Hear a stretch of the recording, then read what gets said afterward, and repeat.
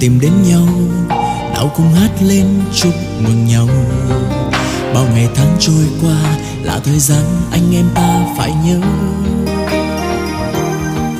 Dù cuộc sống có bao chông gai, dòng đời khó khăn không nán lòng, dù là sóng sâu núi cao cũng vượt qua.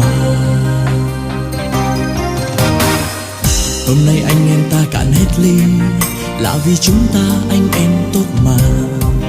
Khi lòng thấy không vui bảo là khi nào bạn cần tôi đến. Bạn hãy cứ nói có chuyện không vui, tôi cần bạn đến bên tôi lúc này. Tôi sẽ đến ngay vì chúng ta là anh em tốt. Tình anh em ta đi đến khắp muôn nơi để tìm được anh hào quang. Dù gặp bao chông gai khó khăn vẫn không nản lòng. Tình anh em ta như tri kỷ bao năm nguyện luôn ghi nhớ suốt đời. Núi cao có mòn, tình anh em ta chẳng mòn.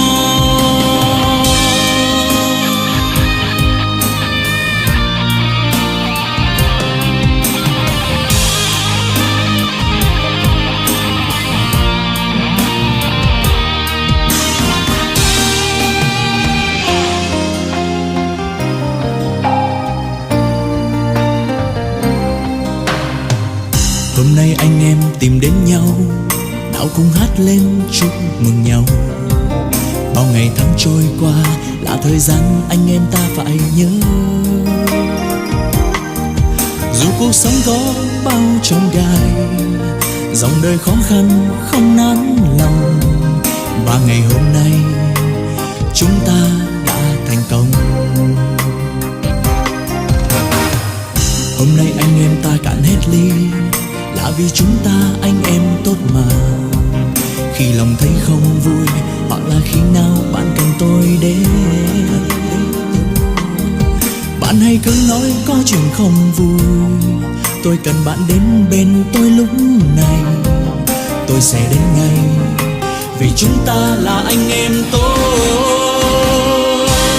Tình anh em ta đi đến khắp muôn nơi để tìm được anh hào quang. Dù gặp bao chông gai khó khăn vẫn không nản lòng.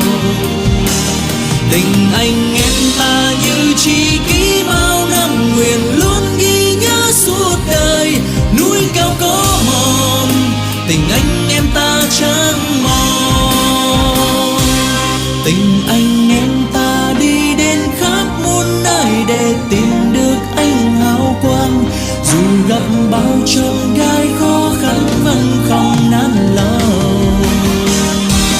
Tình anh em ta như tri kỷ bao năm nguyện luôn ghi nhớ suốt đời.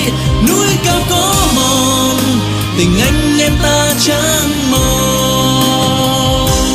Núi cao có mòn, tình anh em ta